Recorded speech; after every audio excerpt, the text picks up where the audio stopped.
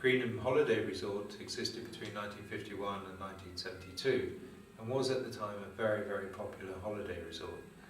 Sadly now it's long forgotten by many, but here and in our museum we hope to revitalise and allow people to go down memory lane once again.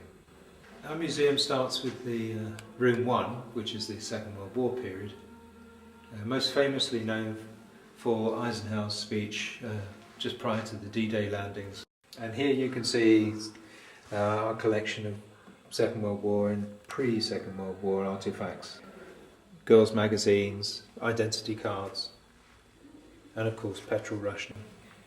The holiday resort was actually a government initiative,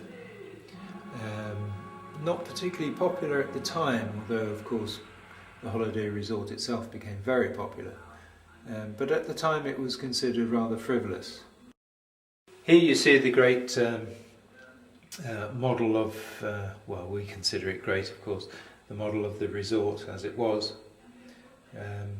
detailing all its facilities and amenities. The resort was really there to give people a break from the austerity of the early 50s and also to allow them to get away as a family, eat well, rest well, and enjoy themselves. These staff were known as hoppers, a term used in the first instance by the holiday resort holiday makers themselves. Apparently the name was given because they always seemed to be hopping from one place to another.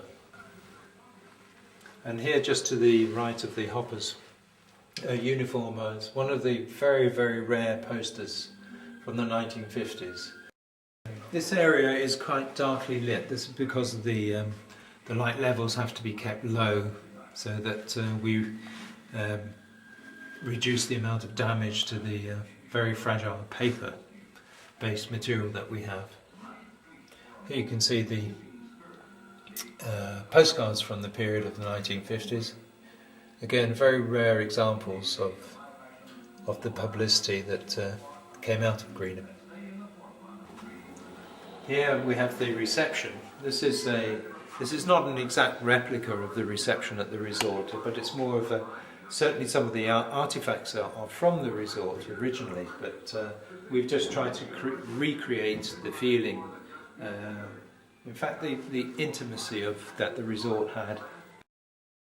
And here we're coming to the interior diorama of one of the chalets. Again, not an absolutely faithful reproduction, but the best that we could do, given what we could get our hands on and what had been donated to us. But it gives a good idea and a good flavour of one of the interiors. Again, in the games cabinet, all games were supplied free.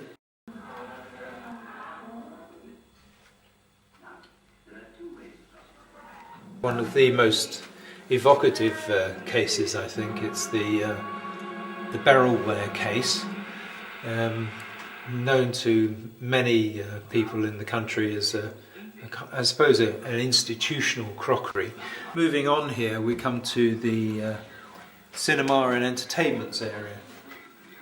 This section here is really just to give a flavour of the films that were seen frequently at the resort.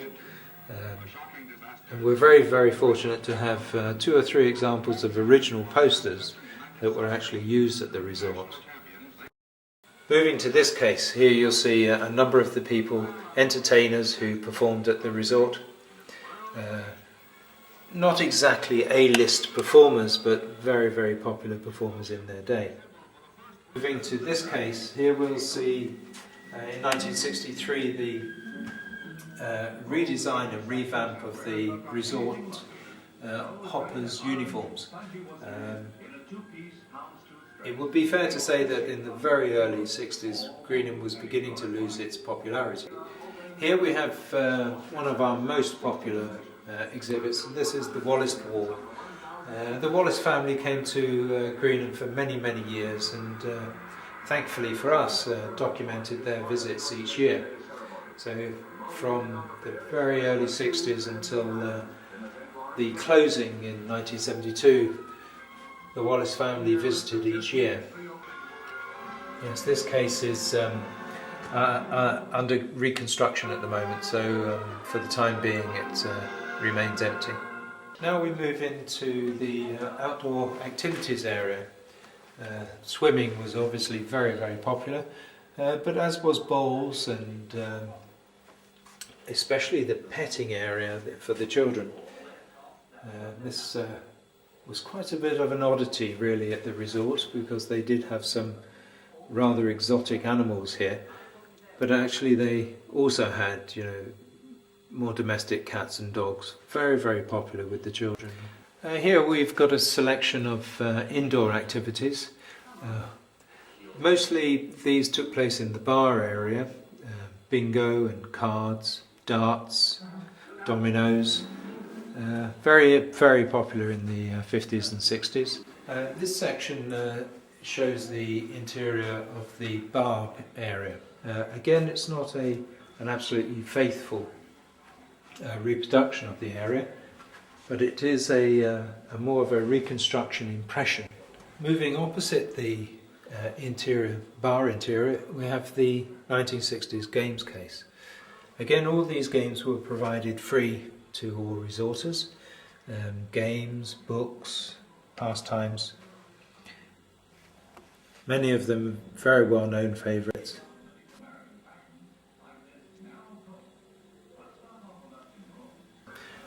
Felix the hand puppet, operated by Charlie Bond for many, many years at the resort, very popular amongst the school children age.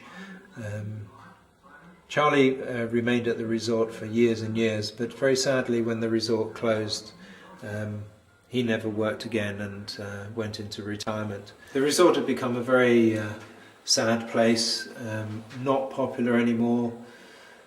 Cheap flights abroad, guaranteed sun were the attractions for many, many people, and with the cheapness of flights to other European destinations, people no longer wanted to holiday within their own country, and finally in the autumn of 1972 the resort closed. So here we're in our final room, room 4, which is Greenham today. And here we have examples of Greenham and the surrounding area and what it was like from several million years ago until today.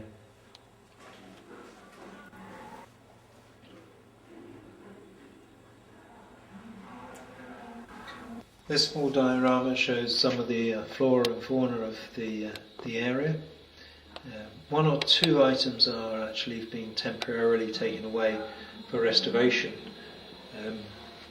but it does give a good example of the scope and breadth of what Greenham has to offer in terms of its ecology. This is our changing wall. Every few months we put up a new installation or an exhibition highlighting different aspects of the common.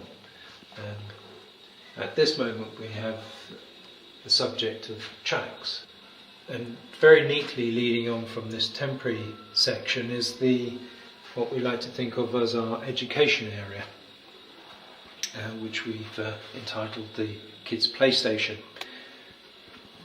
Not all children quite understand the play on words and are expecting something else, but once they've been here a short while, then they seem to enjoy themselves greatly.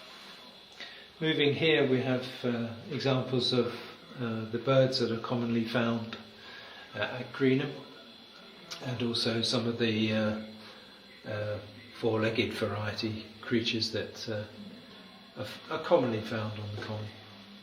Greenham is primarily well known now for its cattle and ponies, but also it's for its gorse and heather, which given the right time of year present a stunning show of colour.